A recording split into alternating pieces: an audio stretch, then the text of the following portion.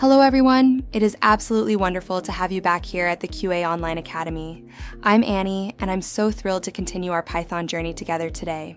Before we begin, I hope you've had a chance to master our last lesson on Python sets.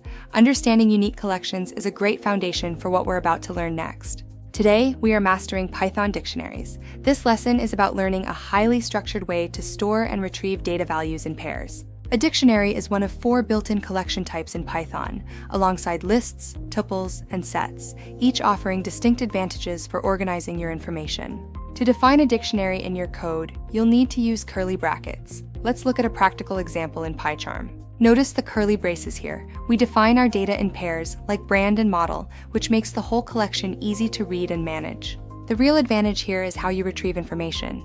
You can access any value just by naming its unique key. As you can see, we use square brackets with the key name to print a specific value. It's a very precise and direct way to handle your information. Keep in mind that dictionaries cannot have duplicate keys. Python has a specific way of handling it if you try. If a key is repeated, like year in this case, the newer value will simply overwrite the existing one.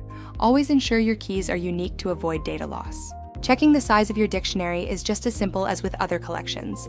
We'll use a familiar built-in function. By passing your dictionary to len, Python returns the total count of key value pairs. It's a quick way to monitor the scale of your data structure. The values within your dictionary can be of any data type, and you can even mix them within the same collection. As shown here, a single dictionary can hold strings, booleans, and even full lists as values. This makes dictionaries incredibly powerful for complex data modeling. To confirm your variable is indeed a dictionary, you can always ask Python to identify the object's type for you.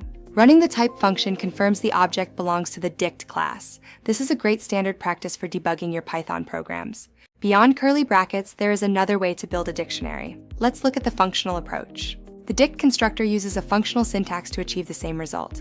Both methods are valid ways to create structured data collections in Python. Now it's time for a quick challenge. Please open PyCharm on your computer right now. I'm going to show you 3 options, and I want you to identify the dictionary.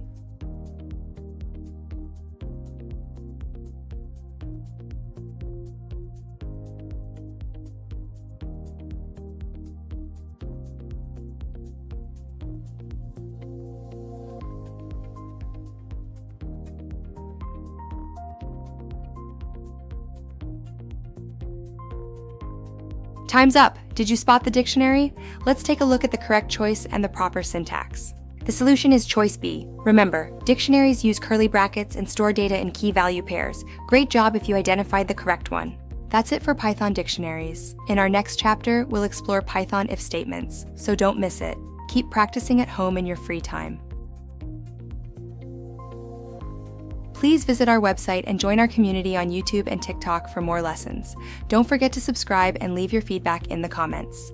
Thank you so much for joining me today. Go back and review previous chapters if you need a refresher. I'll see you in the next lesson. Happy coding!